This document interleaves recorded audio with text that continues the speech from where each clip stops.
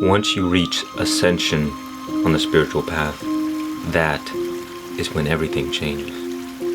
They say that enlightenment is the ego's greatest disappointment. That is because the one who begins the spiritual journey is not the one who finishes it. In fact, the spiritual journey ends the moment you realize there was no spiritual journey and that there is no seeker. There is no one to embark on this journey. And this is because there is no space or time to the destination. There is no distance. And so the spiritual journey implies that there is a distance, that there's somewhere to go, that there's something to be achieved, that there is someone to be able to achieve. You can see that so long as we believe ourselves to be a spiritual seeker on the spiritual path, on this spiritual journey, that there is always something to be achieved out in the future. That as we go along this path, there is this kind of reward at the end. There is this kind of destination. And this is the spiritual ego. This is simply our identification with being spiritual. Because the fact is, you were already finished before you even began. The beginning and the end are one. What this means is that fundamentally there is nothing to achieve. There is nowhere to go. There is nothing to do. But that everything we've been searching for is already here with us now. Spiritual teacher Muji often quoted, "What you are looking for is already where you are looking from." And you discover that the whole spiritual journey, the whole spiritual path, leads you to the point in which you see yourself for the first time. Because before, there was always this identification with the body, with the mind. And so the point in which you reach ascension is the moment you realize that you are already there, that you are already enlightened, that you were born enlightened, that you already have what you are looking for, that by default you have already achieved all there is.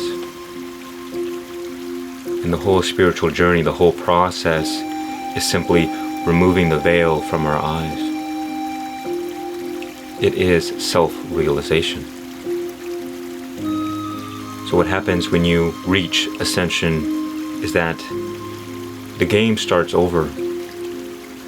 In a way, it's like a badge of honor that says, you completed the game, and now you begin again. But this time from a new perspective. This process is best described by T.S. Eliot, who said, "We shall not cease from our exploration, and the end of all our exploring will be to arrive where we started and know the place for the first time." Reaching ascension is also the idea of being born again. This is what it means to be baptized, to be cleansed, to be purified. Because you escape or transcend the reality in which you were living your whole life. And you were born into a new identity, the identification with the spirit, or with consciousness. Now we begin entering into a realm in which there are not very many words to speak about, because this is an identity of no identity. Again, Muji often says, from person to presence. So it is the process of letting go of our personal identities and to be as we are here and now. Because consciousness, this eternal presence, was here from the moment we were born and will be here until the moment we die. And it will continue on because consciousness is eternal and therefore it is beyond death. And as human beings, we often like to make things very complicated or complex. The mind likes to say, well, it can't be that easy, can it? To become enlightened, it takes a lot of work. It takes a lot of spiritual practice. We have to do a lot or maybe go through many lifetimes. But at any moment, you can wake up in an instant. Now, of course, there is a momentum. An example that Muji often uses is that when a fan is spinning and you turn off the switch, there is still some time in which it keeps going before it fully stops. And this is what you will experience, is that the moment when you wake up, when you awaken, there will still be many times in which we get pulled into illusion. When we get pulled into identification with the body and the mind. And this is just part of the process. So there's this kind of back and forth, until we slow down enough to stabilize in awareness, in presence. It is said that before enlightenment, you chop wood and carry water. And after enlightenment, you chop wood and carry water. Ram Dass said, enlightenment is just like everybody else, except you're living 3 feet off the ground. Being enlightened is not about achieving some kind of spiritual mastery. It's about being fully present in the moment, to accept and allow everything as it is, to honor your incarnation, this role that you are playing, to go out into the world and do your duties, to continue your work, but do it from a place of freedom. Do it from a place beyond suffering. And everything changes after this moment because you essentially go back to your normal daily life. But you are no longer bound by suffering. And even if irritation arises, you are not irritated. If anger arises, you are not angry. If hatred or resentment or any kind of negative emotion arises, you are none of these things. But before this moment of ascension, when anger is experienced, you say, I am angry. Or when sadness arises, you say, I am sad. Negative feelings arise, you say, I am feeling bad. And so you could see the difference between these two individuals. One is constantly identifying with all of their experience, and the other is experiencing all the same things, but there is no identification because they have become self-realized. They have woken up to the fact that their whole lives have been just this identification with all these things that are changing. This is why there is suffering. This is why there is a lack of peace. Because when you attach your consciousness, your awareness, to things that are changing, to things that are coming and going,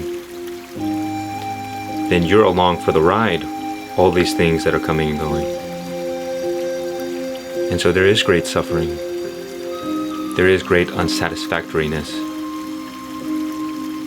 All one needs to do to reach this point of ascension, one may come to that realization through knowledge and study of spiritual teachings, listening to spiritual teachers, One can come to this realization from their own intuitive or instinctual understanding. But the best way is to come to this realization from your own personal experience right now in this moment. Remember, the moment is where you are. And so to find yourself, you need not look out into the external world, but look within, here and now. So for a practice, just sit with yourself alone, without expectations, without judgments, and just be aware of what is. Be aware of any sounds. Allow them to be without judging them or labeling them as, oh, this is a bird or a car. Just be aware of any sounds. Be aware of any emotions that arise. How are you feeling? Without labeling them. Pay close attention on the experience of the emotion, of the feeling, beyond words. So too the same thing with thoughts, because oftentimes many thoughts will arise, and then we label them this or that, and then we identify with them and get pulled into the storm. So be the eye of the storm that is calm, that is centered, that is silent, and watch everything come and go. Find the inner spaciousness, which is just this feeling that, okay, there is space within me. And then find and recognize the presence that fills that space. And this presence is the radiance of consciousness. It is your natural radiance. And the more you focus your attention on this radiance, the more and more in harmony you will become with it, and begin aligning yourself with the eternal, with consciousness. And in doing so, you will take your identity away from the person who is always identifying with the thoughts and the emotions and the experiences, and you will begin identifying with this presence.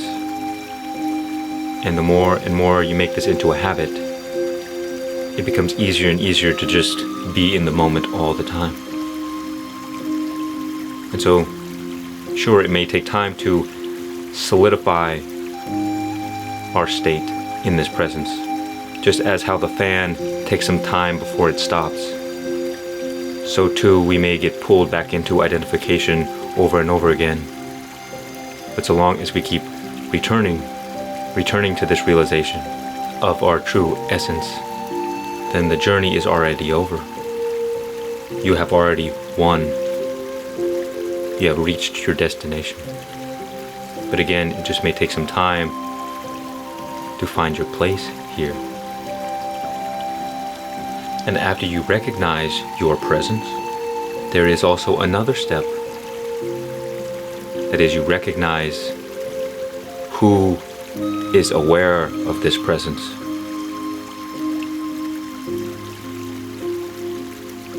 Because the presence is not you, it is your radiance. You are that which is aware of all experience.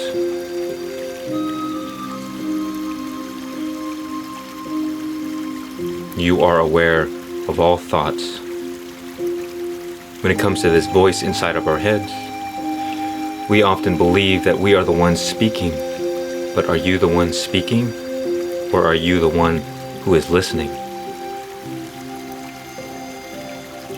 You might have two voices in your head, one that comes up naturally and then one that responds. And they're always arguing, barking at each other. But we have to take a step back and realize, well, wait a minute. Who is that one listening to those two voices? So we begin the process of taking our identification from either of these two voices and begin identifying with the one who listens. So once you solidify in this space, that is when you reach ascension. And so then you return to your daily life just as it was when you began the spiritual journey. But this time you see it from a whole new perspective. You no longer see people. You only see God in all of its unique and perfect and interesting forms. You don't get caught so much in the judging, in the labeling, but you are born again like a child, in which everything is interesting. All experience is fascinating. You begin to appreciate the small things, the small details. You begin to appreciate every moment, every breath. This is what it means to truly live. To not focus so much on achieving something out in the distant future, but to realize that you have everything that you could ever need, right here and right now.